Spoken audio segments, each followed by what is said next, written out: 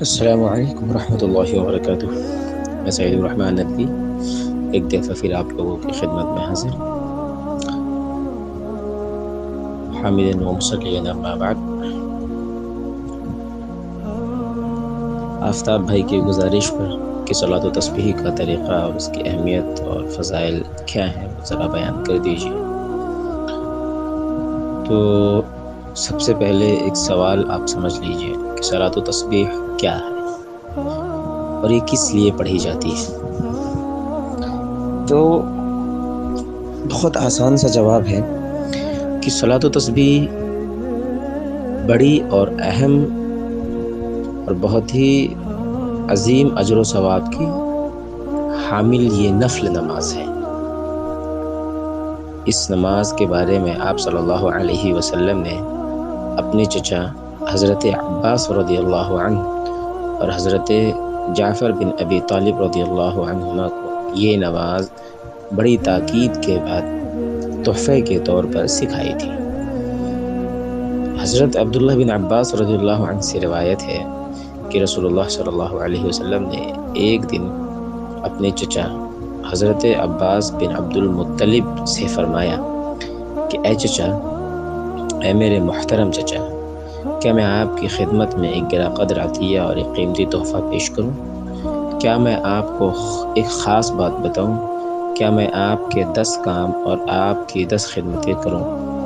یعنی آپ کو ایک ایسا عمل بتاؤں جس سے آپ کو 10 عظیم الشان منفعتیں حاصل ہوں، وہ ایسا عمل ہے۔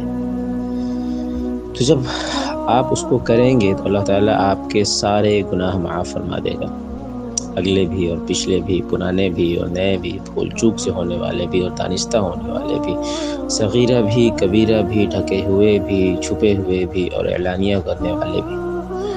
وہ عمل صلاۃ و تسبیح ہے۔ میرے چچا، اگر آپ ہو سکے تو روزانہ ہی نماز پڑھا کریں، اور اگر روزانہ نہ پڑھ سکیں تو ہر جمعے کے دن پڑھ لیا کریں، اور اگر آپ یہ بھی نہ کر سکیں تو سال میں ایک دفعہ پڑھ لیا کریں، اور اگر یہ بھی نہ ہو سکے تو کم از کم زندگی میں ایک بار ہی پڑھ لیں۔ یہ حدیث داؤد شریف اور ابن ماجہ دونوں میں ہی نقل ہے۔ اسی لیے سال بھر وقتاً فوقتاً اس کو پڑھتے رہنا چاہیے اور پڑھتے رہنے کی کوشش کرتی رہنی چاہیے۔ مگر یہ کہ رمضان المبارک میں اور دیگر مبارک راتوں جیسے کہ شب برات ہے یا شب قدر ہے یا جمعے کے دن میں اس کو اور بھی زیادہ کثرت اور اہتمام کے ساتھ پڑھنا چاہیے۔ اور یہ کوئی مشکل نہیں ہے، بس دل میں نیکی کے حاصل کرنے کا شوق اور جذبہ ہو اور اللہ تعالیٰ کی محبت ہونی چاہیے، پھر خود بخود ہر مشقت برداشت کرنا بہت ہی آسان ہو جاتا ہے۔ تو جیسا کہ حدیث کے رو سے یہ پتہ چلتا ہے کہ صلاۃ و تسبیح کی بڑی فضائلیں ہیں، جیسے کہ اگلے بھی پچھلے بھی جو گنایا گیا۔ تو یہ تو ہو گئی صلاۃ و تسبیح کیا ہے اور یہ کس لیے پڑھی جاتی ہے۔ تو اس کی فضیلت کے بارے میں سیریل وائز 2-3 چیزیں میں آپ لوگوں کو گناتے چلوں۔ تو پہلی فضیلت اس کی نماز کی ہے کہ صلاۃ و تسبیح سے 10 قسم کے گناہ معاف ہو جاتے ہیں، جو میں نے ابھی حدیث میں بیان کیے۔ یہ وہ نماز ہے جس کے پڑھنے سے 10 قسم کے گناہ بالکل ہی معاف ہو جاتے ہیں، جیسے کہ نمبر 1 اگلے گناہ، نمبر 2 پچھلے گناہ، نمبر 3 پرانے گناہ، نمبر 4 نئے گناہ، نمبر 5 غلطی سے کیے ہوئے گناہ، نمبر 6 جان کر کیے ہوئے گناہ، نمبر 7 چھپ کر کیے ہوئے گناہ، نمبر 8 کھلم کھلا کیے ہوئے گناہ، نمبر 9 چھوٹے گناہ، اور نمبر 10 بڑے گناہ۔ ابو داؤد شریف کی یہ حدیث ہے 1297۔ یعنی یہ 10 طریقے سے گناہ ہے جو پہلی فضیلت کے تحت اللہ تبارک و تعالیٰ معاف فرما دیتے ہیں۔ اس کی دوسری فضیلت صلاۃ و تسبیح پڑھنے سے کثرت کے ساتھ گناہوں کا معاف ہونا بھی ثابت ہے۔ تو گنتی تھی کہ گناہ کیسے کیسے معاف ہوتے ہیں، اب کثرت سے میں کتنی تعداد میں گناہ معاف ہوتے ہیں اس کی فضیلت کے بارے میں یہ ہے کہ اللہ تبارک و تعالیٰ اپنے برکت سے بندوں کی کثرت سے گناہ معاف فرما دیتے ہیں۔ اس کو بھی میں حدیث کے حوالے کے ساتھ میں 2 گنتیوں کے ساتھ آپ لوگوں کی خدمت میں پیش کروں کہ تمام انسانیت کی تعداد سے بھی زیادہ بڑھ کر اللہ تبارک و تعالیٰ اس شخص کی مغفرت فرما دیتے ہیں۔ یہ ابو داؤد شریف کی روایت ہے، وہی روایت جو 1297 تھی ابو داؤد شریف، جس اس کی اگلی حدیث ہے کہ 1298۔ دوسری حدیث ہے ریت کی تعداد سے بھی زیادہ گناہ ہوں تو وہ معاف ہو جاتے ہیں، ابن ماجہ شریف کی روایت ہے 1386۔ تیسری فضیلت اس کے حوالے سے یہ ہے کہ سمندر کی جھاگ سے زیادہ بھی گناہ تو وہ بھی معاف ہو جاتے ہیں، یہ طبرانی کبیر کی روایت ہے 987۔ چوتھی نمبر کی جو فضیلت ہے اس میں یہ ہے کہ ستاروں کی تعداد سے بھی زیادہ اگر گناہ ہو تو وہ معاف ہو جاتے ہیں، مصنف عبدالرزاق صاحب کی ایک کتاب ہے اس میں انہوں نے نقل کیا ہے 5004 پر۔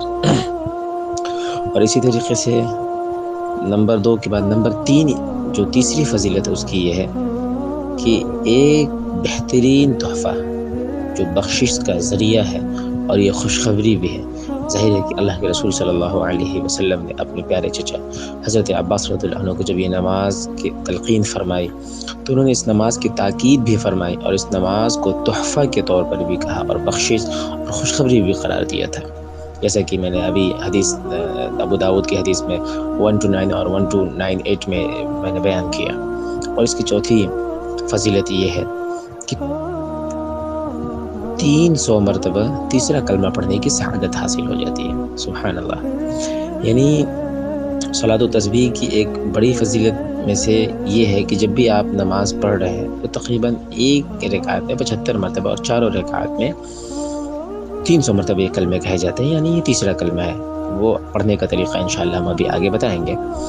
تو جب ہم یہ کلمہ کہہ رہے ہوتے ہیں سبحان اللہ والحمد للہ ولا الہ الا اللہ واللہ اکبر، تو اللہ تعالیٰ کی اس میں حمد و ثنا پر بہت بہترین کلمہ پڑھنے کی سعادت ہمیں حاصل ہو جاتی ہے۔ اور تیسرا کلمہ بذات خود ایک انتہائی بابرکت عظیم الشان اور اجر و ثواب کا حامل کلمہ ہے۔ آپ اس کو یوں سمجھیے کہ یہ جو کلمہ میں نے ابھی پڑھا اس کو ایک مرتبہ پڑھنے پر جنت میں درخت لگ جاتے ہیں، مستدرک حاکم کی روایت ہے 1887 پر۔ اس کا دوسرا فائدہ یہ ہے کہ یہ کلمہ اللہ تعالیٰ کے نزدیک سب سے زیادہ محبوب کلمہ ہے، مسلم شریف کی روایت ہے 2137۔ اس کا تیسرا اس کلمے کا پڑھنے کا فائدہ یہ ہے کہ جنت ایک چٹیل میدان ہے اور اس کلمے کو پڑھنے سے اور یہ کلمہ جنت کا پودا ہے۔ اب بتائیے، یہ ترمذی شریف کی روایت ہے 3462۔ نمبر 4 اس کا کلمے کا پڑھنے کی فضیلت یہ ہے کہ اس کلمے کے اندر پائے جانے والے ہر ایک کلمے کا ثواب احد پہاڑ سے بھی زیادہ ہے، طبرانی کبیر کی روایت ہے 10604۔ پانچویں اس کلمے کے پڑھنے کا فائدہ ہے کہ ہر حرف کے بدلے 10 نیکیاں لکھی جاتی ہیں، طبرانی اوسط میں ہے 6491۔ اور چھٹے نمبر پہ اس کلمے کے پڑھنے کا فائدہ یہ ہے کہ جہنم کی آگ سے بچنے کے لیے یہ کلمہ بہترین ڈھال ہے، ماشاءاللہ۔ تو یہ طبرانی اوسط کی روایت ہے 4027 پر۔ 7ویں نمبر کی اس کی فضیلت یہ ہے کہ فرشتے استغفار کرتے ہیں اس شخص کے لیے، یعنی دعائے مغفرت کرتے ہیں فرشتے جو یہ کلمہ پڑھتا ہے، مستدرک حاکم کی روایت ہے 5389 پر۔ اور 8ویں نمبر کی اس کی جو فضیلت ہے وہ یہ ہے کہ اس کلمے کا کثرت سے ورد کرنے والا شخص افضل ترین مؤمن ہے، ماشاءاللہ۔ یہ سنن کبیر نسائی میں ہے 10606 پر۔ اور اسی طریقے سے 9ویں نمبر کی اس کی فضیلت یہ ہے کہ اس کلمے کا ہر کلمہ صدقہ کرنے کے برابر ثواب رکھتا ہے، مسلم شریف کی روایت ہے 720۔ اور اس کے 11ویں نمبر کا فضیلت یہ ہے کہ میزان عمل میں بہت بھاری ثابت ہونے والا کلمہ ہے، اور یہ صحیح ابن حبان میں 833 پر ہے۔ اسی طریقے سے 12ویں نمبر کی اس کی فضیلت یہ ہے کہ یہ کلمہ قرآن کریم پڑھنے سے عاجز شخص کے لیے بہترین بدلہ، یعنی جو شخص جو قرآن کریم نہیں پڑھ سکتا ہے، پڑھا ہوا نہیں ہے کسی مجبوری کی وجہ سے قرآن کریم نہیں پڑھ سکتے ہیں، تو یہ اس کا ورد کرے تو اس کے لیے سب سے بہترین بدلہ قرآن کریم کا یہ ہے۔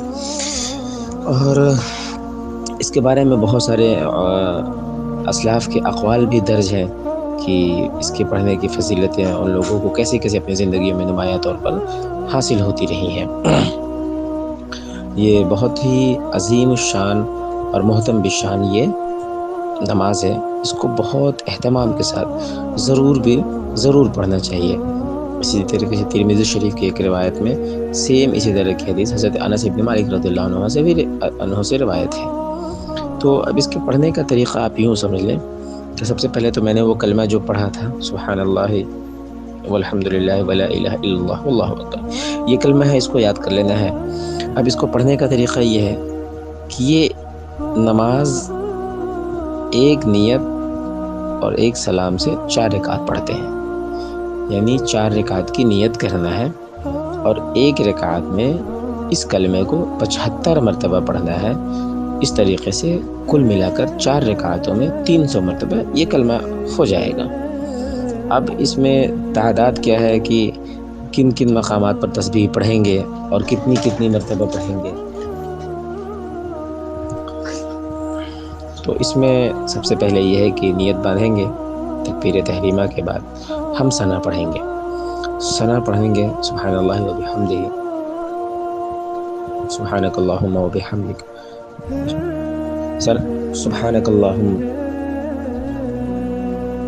اور پھر اس کے بعد ہم اس کلمے کو یعنی سبحان اللہ والحمد للہ ولا الہ الا اللہ واللہ اکبر، اس کلمے کو 15 مرتبہ پڑھیں گے۔ اس کے بعد ہم اعوذ باللہ بسم اللہ کر کے سورہ فاتحہ پڑھیں گے اور ایک سورت پڑھیں گے، جو بھی سورت پڑھنی ہے۔ اس سورت کے بعد پھر ہم 10 مرتبہ اس کلمے کو پڑھیں گے۔ اس کے بعد ہم رکوع میں سبحان ربی العظیم کہنے کے بعد رکوع میں جھکے ہوئے حالت میں ہی ہم 10 مرتبہ اس کلمے کو پڑھیں گے۔ پھر رکوع سے کھڑے ہونے کے بعد کھڑے ہو کر ہی سجدے میں جانے سے پہلے اس کلمے کو ہم 10 مرتبہ پڑھیں گے۔ پھر سجدے میں جا کر سبحان ربی الاعلیٰ کے بعد 10 مرتبہ اس کلمے کو پڑھیں گے، اور پھر سجدے سے اٹھ کر کے بیٹھیں گے تو دوسرے سجدے سے پہلے بیٹھے ہوئے حالت میں ہی یعنی قاعدے میں ہی 10 مرتبہ پھر پڑھیں گے۔ پھر دوسرے مسجد میں جب سبحان ربی الاعلیٰ پڑھیں گے تو اس کے پڑھنے کے بعد پھر 10 مرتبہ اس کلمے کو پڑھیں گے۔ اس طریقے سے ایک رکعت میں مکمل 75 مرتبہ یہ ہوگا، 4 رکعتوں میں اسی طریقے سے 3 مرتبہ ہو جائے گا۔ دوسری، تیسری اور چوتھی رکعت میں سورہ فاتحہ سے پہلے ہی یعنی جب ہم دوسری رکعت میں یہ کلمہ 10 مرتبہ پڑھیں گے اور اللہ اکبر کہتے ہوئے کھڑے ہو جائیں گے، کھڑے ہونے کے بعد ہم جب اعوذ باللہ بسم اللہ کریں گے تو اس بسم اللہ سے پہلے ہم اس کلمے کو 15 بار پڑھیں گے۔ یہاں پر ثنا نہیں پڑھیں گے کیونکہ ثنا صرف پہلی رکعت میں پڑھی جاتی ہے، دوسری، تیسری، چوتھی رکعت میں نہیں پڑھی جاتی ہے، اور دوسری، تیسری، چوتھی رکعت میں ثنا نہیں ہے۔ تو میں نے پہلے کہا تھا کہ پہلی رکعت میں ثنا پڑھنے کے بعد آپ کو یہ کلمہ 15 مرتبہ کہنا ہے، لیکن دوسری، تیسری، چوتھی رکعت میں ثنا نہیں ہے، اس وجہ سے سورہ فاتحہ کے بسم اللہ سے پہلے 15 مرتبہ پڑھیں گے، باقی سیریل وائز ترتیب وار اسی طریقے سے جیسے میں نے بیان کیا۔ اللہ تبارک و تعالی آپ لوگوں کو زیادہ سے زیادہ عمل کرنے کی توفیق عطا فرمائے اور ماہ مبارک کی قدردانی کرنے کی ہم سب کو توفیق عطا فرمائے، کیونکہ کہنے والا اور سننے والے سے زیادہ محتاج ہے۔ اللہ تعالی ہم سب کو ماہ مبارک کی ڈھیر ساری برکتیں عطا فرمائے۔ جزاکم اللہ خیر۔ اپنے آہ سحرگاہی میں اور اپنی دعاؤں میں اس ناچیز اور بندے کو بھی یاد رکھیں۔ السلام علیکم ورحمۃ اللہ وبرکاتہ۔